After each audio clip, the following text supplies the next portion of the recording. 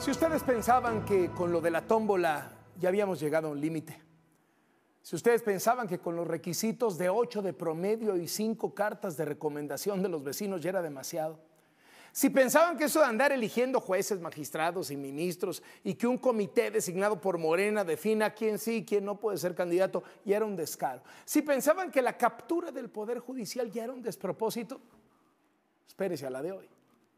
Hoy Morena en el Senado propuso una reforma a la Constitución para que la Suprema Corte ya no pueda decir que una ley viola la Constitución. ¿Escuchó usted bien? Quieren poner en la Constitución que la Suprema Corte, cuya misión es vigilar que nadie viole la Constitución, ya no pueda decir que una nueva ley viola la Constitución. La iniciativa fue presentada ni más ni menos que por el coordinador de los senadores de Morena, Adán Augusto López, el que se ha vuelto el operador encargado de bucear en las cloacas de la política para complacer todos los apetitos autoritarios del régimen. La iniciativa propone impedir a la Suprema Corte declarar inconstitucional cualquier ley aprobada por el Poder Legislativo. Esto cierra las puertas a las controversias constitucionales, a las acciones de inconstitucionalidad que servían para que leyes ilegales o que vulneraban los derechos de los ciudadanos fueran revertidas por la Corte. De ahora en adelante, si se aprueba esto, ninguna ley avalada por Morena, PT y El Verde va a poder ser combatida de ninguna manera, ninguna. Así viole los tratados internacionales de derechos humanos que ha firmado México, así viole los tratados comerciales, así viole los derechos humanos de la gente, viole la propiedad privada, así viole partes de la Constitución. Es el festín de los autoritarios. O sea que si esto se aprueba, si cualquiera de nosotros no está de acuerdo con algo que se vota en el Congreso, no vamos a poder hacer absolutamente nada. Vamos a tener que quedarnos callados. Esto es el autoritarismo sobre el autoritarismo sobre el autoritarismo. Esto ni López Obrador lo propuso. Esto es la doctora Claudia Sheinbaum queriéndose ganar su lugar como la presidenta más autoritaria del siglo. Y que no nos salga con que 36 millones de votos, porque en ningún momento de la campaña, en ningún mitin, en ninguna plaza, en ningún debate, en ninguna entrevista o conferencia de prensa, en ninguna nos advirtieron que el organismo encargado de la Constitución ya no puede decir nada sobre lo que le pongan a la Constitución. Prometieron que querían ser el segundo piso de la transformación. Están siendo el primer piso de la dictadura. La iniciativa va a ser discutida mañana en las Comisiones Unidas de Puntos Constitucionales y Estudios Legislativos del Senado.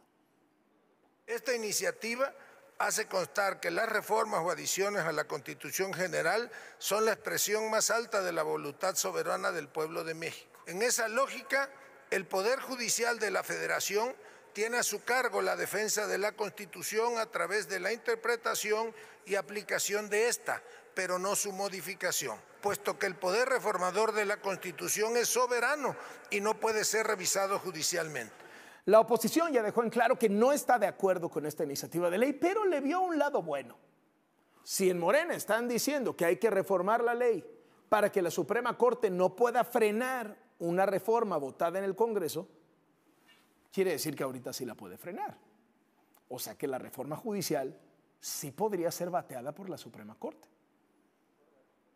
Significa esta reforma que quieren pretender aprobar, significa un reconocimiento, una admisión implícita de que sí procede el amparo, las controversias constitucionales y las acciones de inconstitucional. No puede tener carácter retroactivo respecto de la reforma del Poder Judicial que ya fue aprobada por esta misma mayoría y la cual está sujeta a otro régimen legal. Es un reconocimiento claro de que con esta presentación de esta iniciativa, la Suprema Corte de Justicia sí tiene facultades para revisar la reforma constitucional. Es un acto autoritario que busca consolidar el poder y acallar a la oposición y a quien no está de acuerdo.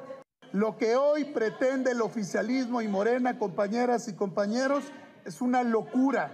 cada vez que escucho iniciativas que lo que intentan es acallar, llamar al orden, meter en cintura o cualquier que sea el propósito, yo me pregunto, ¿de verdad es la izquierda la que está gobernando este país?